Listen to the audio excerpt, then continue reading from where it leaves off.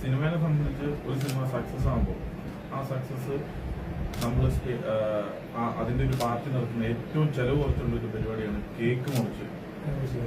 മനസ്സിലായി. ബിഗിനിങ്ങിന്റെ ഭാഗമായിട്ടാണ് നമ്മള് തിയേറ്ററിന്റെ നമ്മൾ ഷോ എല്ലാം കഴിഞ്ഞ് കഴിഞ്ഞിട്ട് ഞങ്ങളെല്ലാവരും ഇങ്ങനെ കൂടി നിൽക്കുമായിരുന്നു. അപ്പൊ എന്തൊക്കെ പരിപാടികൾ ചെയ്യാം, പ്ലാൻ ചെയ്യാന്നൊക്കെ. അപ്പം സിനിമയുടെ നായകൻ എന്ന നിലയിൽ ദിലീപേട്ടൻ വന്നിട്ടേ ഉള്ളൂ. നമ്മൾ ബാക്കിയുള്ള തിയേറ്റർ വിസിറ്റ് മറ്റു പരിപാടികളെല്ലാം പ്ലാൻ ചെയ്തിരുന്നു. നമ്മുടെ ഡയറക്ടർ, റൈറ്റർ, ബാക്കി ഹീറോയിൻസ് എല്ലാം തീരുമാനിച്ചിരുന്നു. അപ്പൊ അതിന്റെ ഭാഗമായിട്ട് ഞാൻ കേക്ക് മുറിക്കാൻ സമ്മതിക്കും. കേക്ക് മുറിച്ചതിന് ശേഷം ബാക്കി കാര്യം.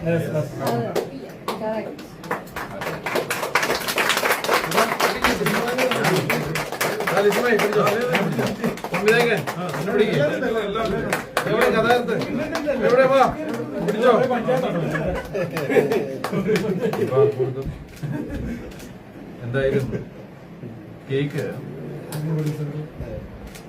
പ്രൊഡ്യൂസർക്ക് കൊടുക്കണോ? പിന്നെ ഇവിടെ നമ്മളെല്ലാവരെയും നിങ്ങൾക്ക് എല്ലാവർക്കും അറിയാം. പക്ഷെ നിങ്ങൾക്ക് ആർക്കും അറിയാൻ പാടില്ലാത്ത ഒരാള് അവരുടെ എന്താ പറയാ കാലെടുത്ത് വെച്ചിരിക്കുക മലയാള സിനിമയിലേക്ക്. ആദ്യം ഇതാ നമ്മുടെ ഒരു നായികയാണ്.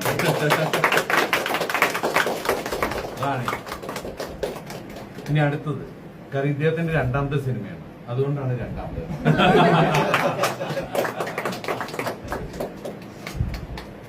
ഇനി എന്തായാലും സംവിധായകന്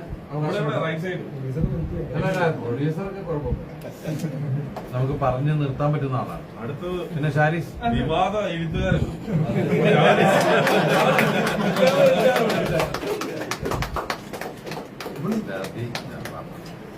ഇതാണ് ഈ സിനിമ കാണുമ്പോ ആരും മറക്കാത്ത ഒരാളാണ്. അതുപോലെ തന്നെ ഞങ്ങളുടെ മറ്റൊരു കഥാപാത്രം റൂബി. വരിക.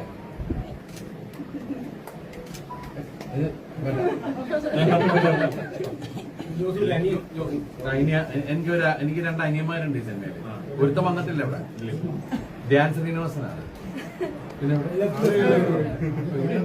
കൊടുക്ക അല്ലെങ്കിൽ താഴെ